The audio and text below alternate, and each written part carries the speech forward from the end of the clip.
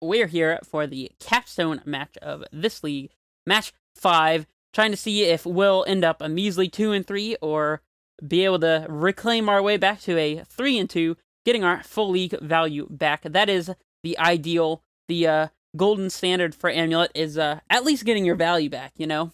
I mean, you're playing a deck that's so value-oriented, why would you not get your value back from your leagues? Regardless of how that turns out, you will see it, because the results are not what's important on this channel. The information, the learning, and hopefully the entertainment are what I prioritize. So, regardless, you'll be watching this with your beautiful eyeballs, and I will see you guys straight in the matches. We played against a Death and Taxes sort of strategy last time, and ended up 2-0 against it. The Taxes matchups are always so weird. Like, we even ran into the Thalias and Leonin Arbiters this time that we did last time, but I feel like last time we got stomped 0-2, and this time we managed to go 2-0, and I don't think it's just because of Karn, personally. And, you know, the Taxes matchups are just weird like that. Sometimes it feels like you can't possibly win, and sometimes it feels like if you play around what it is that they have, that you'll never lose. I don't understand it. I really don't. But I do understand that this hand is one land away from being fantastic. If we are able to spike a basic forest off the top, we'll be in great shape here. But regardless, I like this hand. We have a way to protect our Karn with our Grazer. We have a way to speed up into this Explorer, potentially. Playing against a Raugan Triome, the Jeskai one, blue, red, and white. It's an interesting one. Dryad is an alright pickup. It's generally pretty good against these control decks, but we actually really badly need a untapped land source here. So, that is not an untapped land source, but we will pretend as if we had the untapped land source the whole time. Are we getting remanded? Mana Leak. Okay. Okay, sure. You got it. I guess we're just casting Explore next turn, assuming we don't find an untapped land source. That's a very weird thing to mana leak, I must say. Field of the Dead and a Jeskai deck. Oh, you see that? We are in business. Are we jamming in Azusa or Dryad here, or would we rather Explore? I think I'm gonna save the Explore, actually. I think it's worth trying to get one of these guys in underneath Counter Magic. I'm sure their opponent has another piece of 2-mana interaction, otherwise they wouldn't have blown this mana leak, so playing the Azusa rather than the Dryad here. We absolutely don't want this one, though, I think. We'll just bottom that. Mainboard Aether Gust, you say? Mainboard Aether Gust. Okay. Well. Now we have to decide if we are just jamming Karn into a potential mana leak or remand, and I think the answer is absolutely yes. If we top deck a land, we can both Explore and Dryad, but we don't want to give our opponent the chance to hit Cryptic mana. And it just worked, of course. So, I guess we'll plus to keep our Karn out of bolt range. I don't know, because if we minus for coding, then we can immediately blow up a land this upcoming turn. But then we lose our Karn to a bolt. I guess we can't really afford to do that. So we'll have to settle for minusing for coding next turn and playing it in addition to this Explorer or a Dryad if we draw a land that we can use for mana. And then just deactivating a land.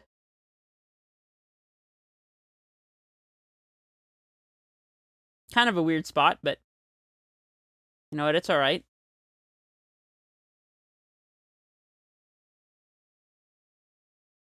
Alright, well, we are exploring. Let's lead on the liquid metal here, though. They can counter this if they want, but still gotta get it going here. If they want to snap mana leak or something, I mean, that's on them, I guess. Are they gonna Cryptic this? Cryptic counter bounce Karn. With a Mystic Sanctuary ready to roll here? Or just counter draw? Okay. Well, that's not terribly unexpected, in all honesty. We'll Explore here. There goes a Valakut and the pass back.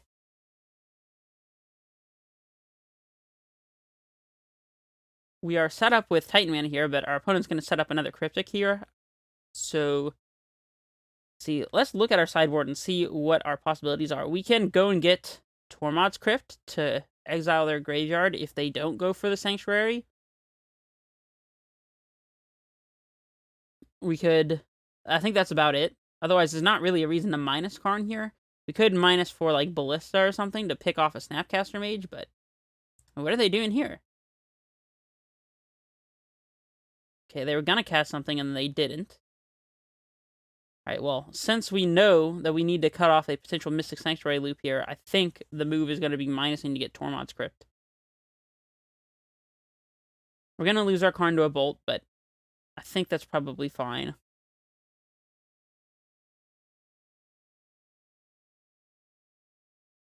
Here is the Crypt.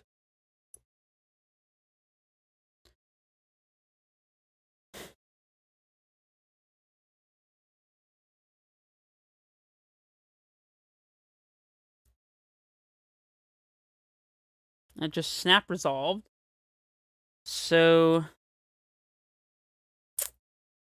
if we jam a Titan here, there's nothing we can do to take advantage of the ETB trigger. I guess we could go find a field in the Talari West and hope to draw another land. Or we at least force them to interact this way. We could be playing into another Cryptic if we play Titan. Alternatively, we could just play double Dryad. And that's not the worst. Then if we draw any land, we'll have Valakut triggers to clear the way. And we'll have these big toughness guys to keep our Karn safe from Snapcaster attack. So I guess that's going to be the move. It's kind of weird, but it doesn't matter if they Cryptic one of these. That's the main reason that we're playing in this manner.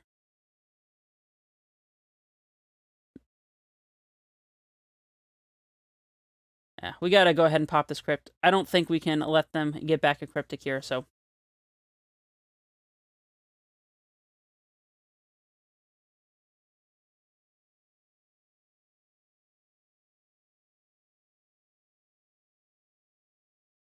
Alright, they do have the Cryptic. Of course, this is going to fizzle. And now we play our land, and we play our second Dryad, and I would say that this worked out pretty well for us. So here's a Dryad. And we'll pass it back. We have 2 threats in play now.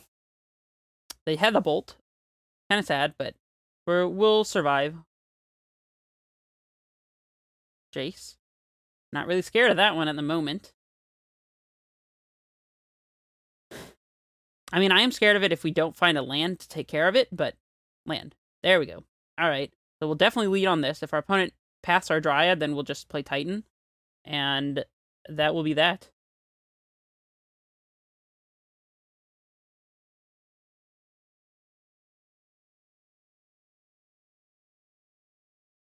There's the path.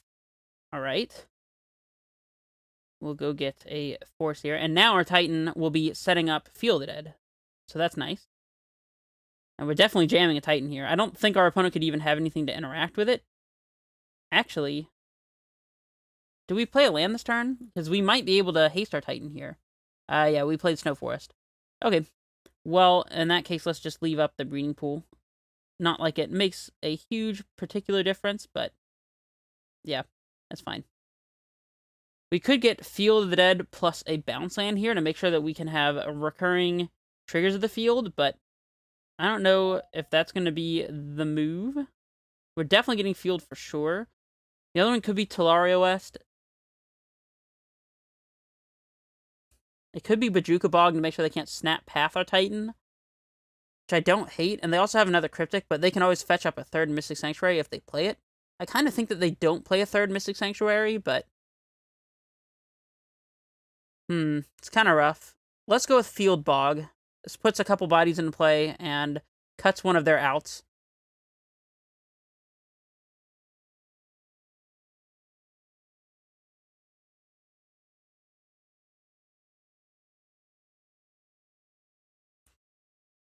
Oh, and they scoop. All right. So I suppose the Bog was the right choice. So we want to bring in negates here, obviously. We want to bring in the second cavern. We definitely want to bring in Beast Withins. I don't really put our opponent on having a lot of creatures. They could be playing Stoneforge Mystic, in which case I might bring in Dismember and the Wreck Sage. But until I know that for sure, I think I'd rather operate under the assumption they're not playing that. I mean, to be honest, though, almost every Jeskai deck these days should be playing Stoneforge, just because with a deck that's already playing bolts and stuff, you generally want to be a bit more mid-rangey, so it might be fine to assume they're on Stoneforges. I'll bring in the Rex Sage as a way to hedge. We can trim on Grazers here, as they don't really do a whole lot for us. We can probably trim Ghost Quarter, actually, although I guess it protects us from a Cryptic loop, so maybe not. I don't think we need explosives. If we do need one, we can just grab one with a Karn minus, and we have Reclamation Stage to deal with equipment like sort of Feast and Famine. We could trim an Amulet. I think Amulet's generally pretty good against the blue decks, though. I mean, it sucks to draw multiples, but that can't really be helped. I guess we could trim one Pact, but again, threat density is also very important. We could also trim a land, but I'll trim one Amulet. I think that'll go this way. We have the maximum number of 3-drops to try to get in underneath a Cryptic Command and bait out things like Mana Leak and Aether Gust. And yeah, we'll just see what we can do. This is definitely a complicated match for match 5 here. I mean, this hand is a little slow, and if our green 3-drop that we play doesn't resolve, it most likely means that we won't have green mana. We have a Titan, though. We have a Tolaria West to potentially transmute for Pact of Negation, although that's a really long ways down the line. I don't know, though. I'm inclined to keep it. It might be slow, especially if our opponent is just playing a turn 2 Stoneforge Mystic here, but we'll see.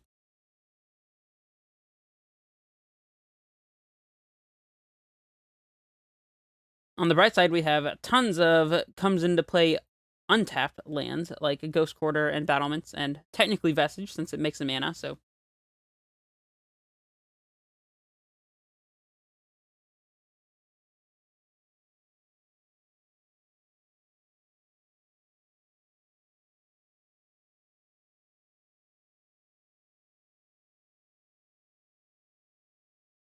Growth Chamber is actually a fine draw here. We'll go ahead and play out this TOS and pass it back.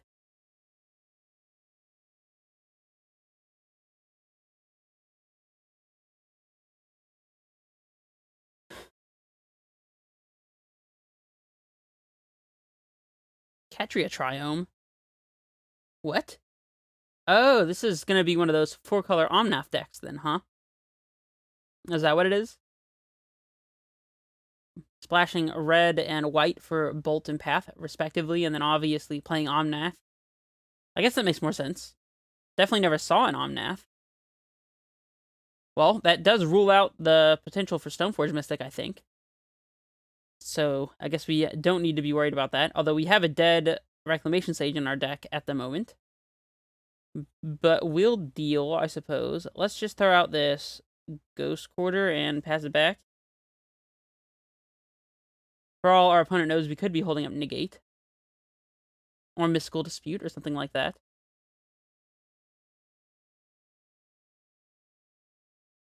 You see another Triome coming in here. This time, the Jeskai one. Making mana a little too easy, perhaps, for our opponent. I love the Triomes, though. I wish they would print the next cycle of them so that we can use them in decks such as Esper Control.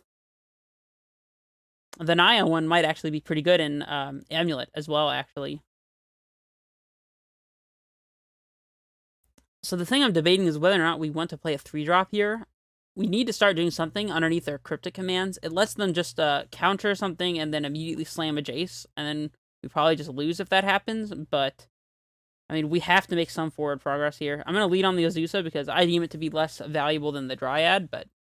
Alright, so that worked, which is good news. We'll Growth Chamber and pick up this Vestige, and if they have a Bolt, I'm still fine with just getting one extra land drop out of this, in all honesty. And I guess we'll play Battlements. Now we have Titan mana this upcoming turn. And potential to transmute Tolaria West if we'd like to.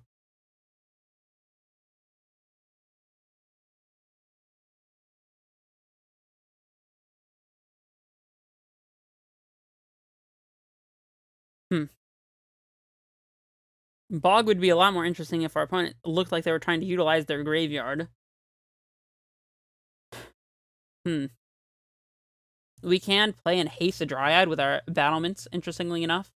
I don't know if that's going to be the move, but it's a thing that we could do. I think it probably would be better to transmute Tolaria West as well. So let's play it this way. I'm going to throw out the Dryad, leaving the blue floating. And if our opponent does something to it, we can play Vestige, float a mana. Oh, wait, I guess that we won't be able to... No, we have multiple land drops with the Azusa anyways. So now we can make a mana with Vestige and then Rot Farm to pick up our Tolaria West. Yeah, let's do that.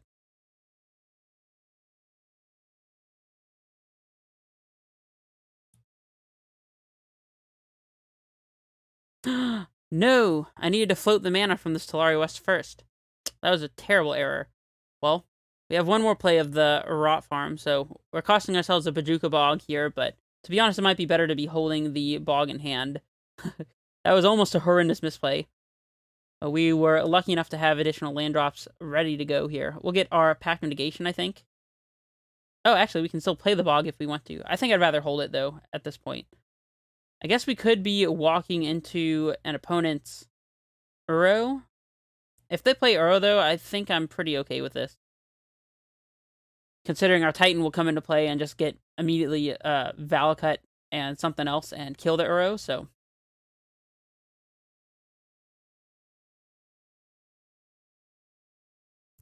And in order for them to Uro in the first place, they'd have to have a Thought Scour, so... Path.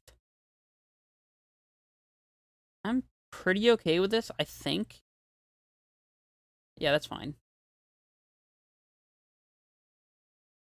We'll get our regular force, so we're twice as likely to draw a relevant card than if we had one dead force in the deck. Negate is interesting. Let's see, we have 1, 2, 3, 4, 5, 6, 7 mana. So we're one short of Titan with Negate backup, which is kind of awkward. Am I ready to fire off this Bog yet?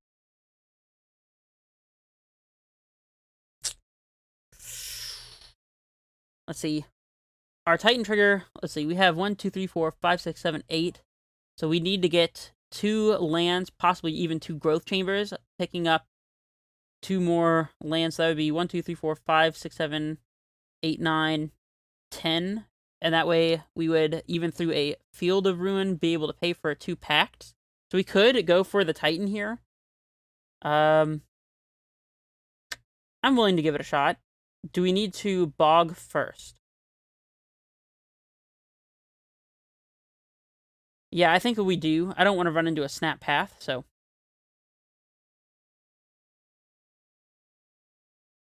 So we'll Summoner's Pact. If they want to counter this, we can actually just negate. They don't do anything about it, so let's get our Titan. Our opponent needs 2 pieces of 2 mana interaction here.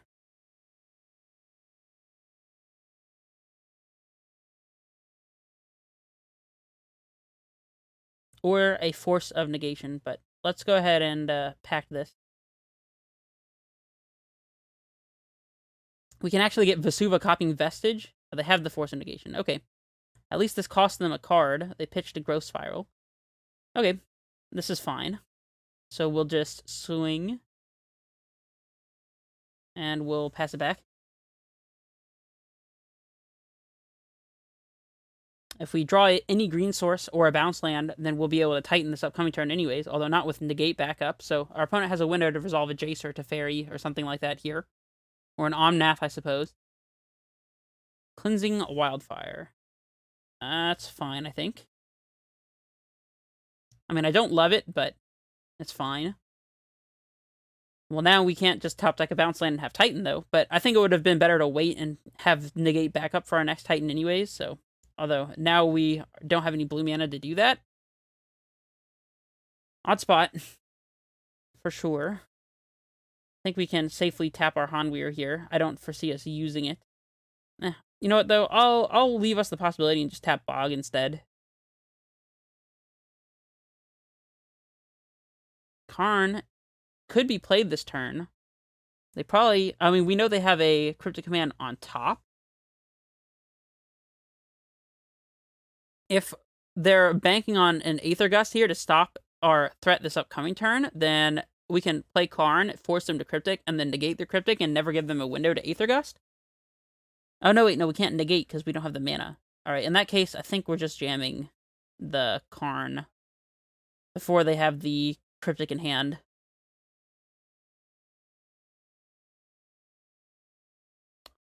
Hardcast Force.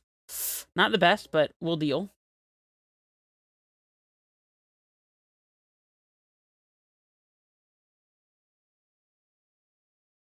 Amulet. That one's fine, I think. We'll play it.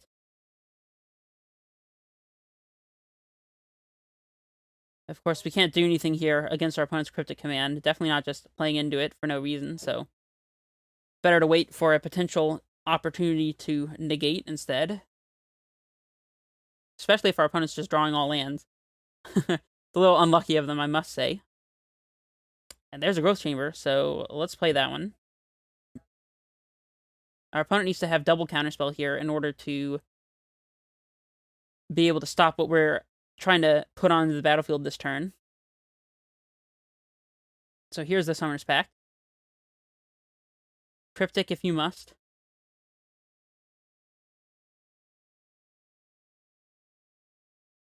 Here's the Titan. No! Dang it! We used the blue mana. Why did I do that? What is wrong with me, everyone?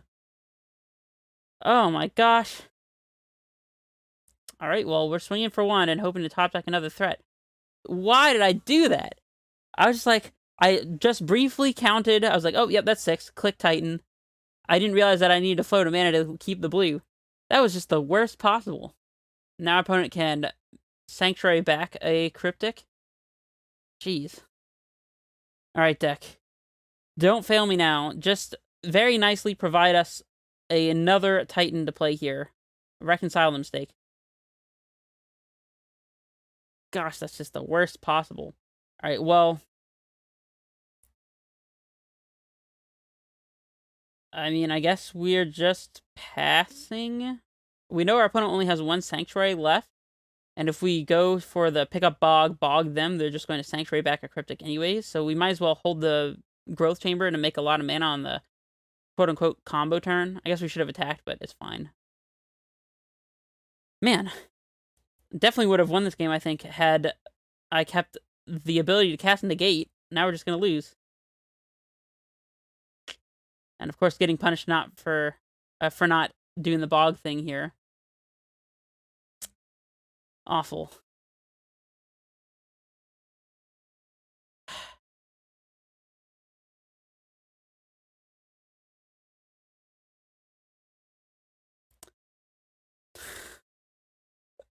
Man, that is just the absolute worst. We had navigated everything so perfectly. Now our opponent's going to have Uro with Cryptic backup, assuming they have another land here.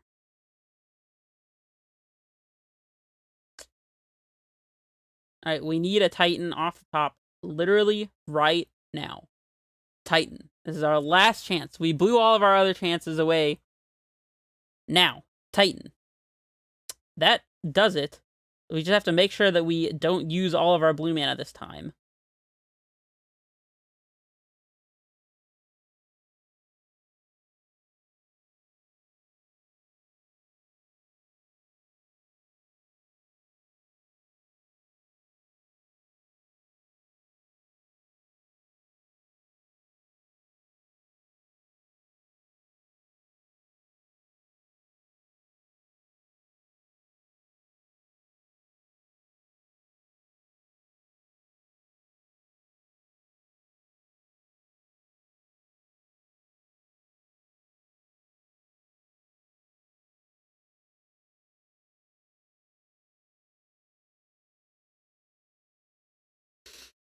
Okay, so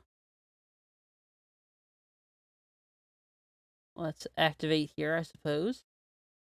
So I'll have our negate lying in the weights here.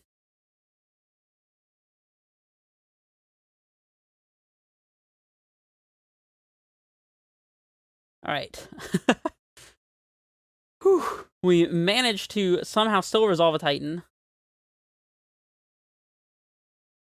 Now, if we attack into our opponent's Uro, they can trade with a Titan. Sadly, we may not have a choice here, though.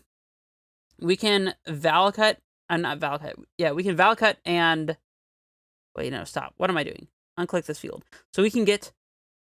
No. Actually, no, that's fine. Valakut and field lets us haste our Titan, and then we can get Vesuva to copy the field in a bounce land and set up that way. I guess the order of these triggers does not particularly matter.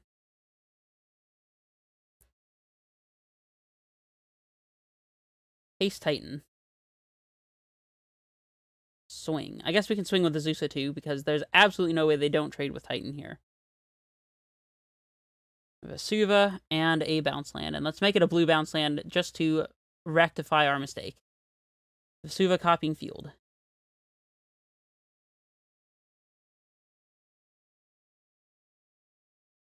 Okay, so we have a board state again. That's pretty nice. Let's pick up our... One of our Simics is fine.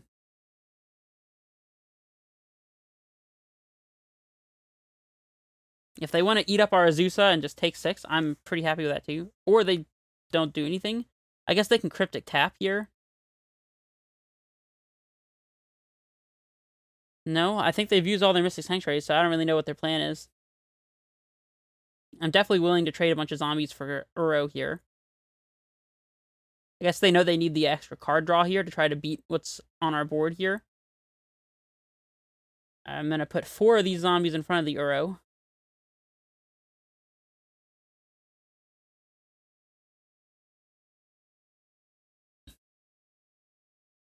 That way, if they kill one, then we still get to kill their Uro.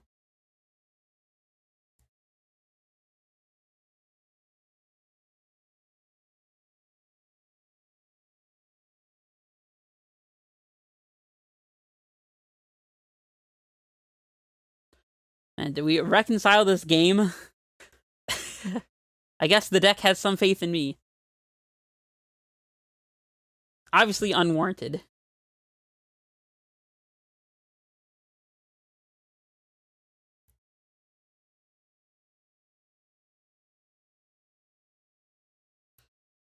There's an argument for not even trading with our opponent's Uro here, just to make absolutely certain they can't, in some form, use the Uro to draw a card, if they are trying to dig for an answer here.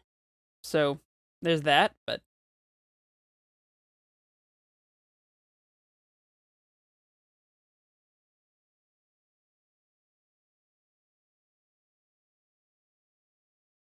So, let's pay for this pack trigger.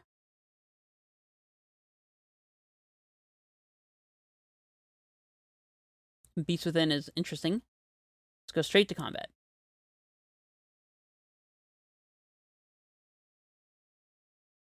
Okay, now we definitely need to bog away this Uro, I think. After this Cryptic does what it does. Mana Leak. Oh, they're doing this so they can have more fodder in their graveyard to get Uro back. Okay. It's a good plan.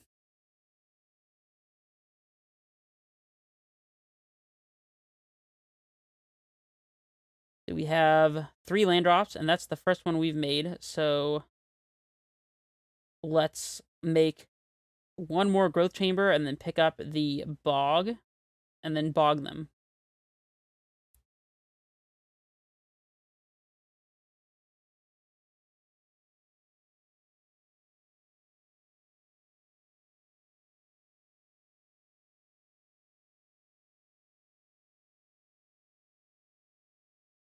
And we're still holding up Beast Within, so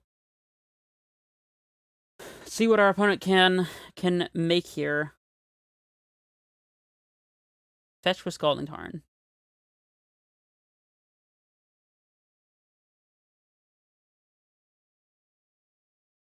And we win the match. Man, that was a roller coaster, I must say. Well, we ended up 3-2, which is fantastic news. We'll never complain about getting our value back. And I must say, I both like and don't like Karn at the same time. Because in hands where you don't have Titan, Karn is pretty off plan. Sometimes it feels like what Karn is doing is not very impactful. But then there are cases like this, and like in this matchup, where Karn serves as yet another threat that your opponent has to throw multiple things at. For example, they had to counter our coding, and then our crypt let us bog away their graveyard essentially for free. And then they had to bolt the Karn, and that just left their hand almost entirely empty enough for us to be able to slam a Titan, having gone through so much of their resources already. So obviously Karn was great in this particular matchup. But I don't know overall. I would just have to test more with the card to see if I think that this is the truth. I know a lot of recently placing lists have been playing Karn the Great Creator, and I'm very fortunate to have the ability to do so myself. Anyways, hopefully you enjoyed that. Let me know what changes you think could be made to the list. I'm personally quite fond of the way everything is set up right now. It's possible that we want to move one of these main board bullets, probably the explosives, to the side, or just get rid of it entirely to try to maximize our game 1 plan. Perhaps we could get a Balaged recovery or a Fierce Empath or something along those lines. Another way to access Titan here in the main, as this deck is one of those that really wants to be very threat heavy. So regardless, I do like the list, and I will probably be playing more of it in the future. So if that's something that you're interested in, leave a comment below. Let your opinion be heard. Let me know what you want to play, and if you have been playing Karn in your Amulet decks, send me your list, and maybe I will give it a shot. Without further ado, this is Redface Menace, signing off.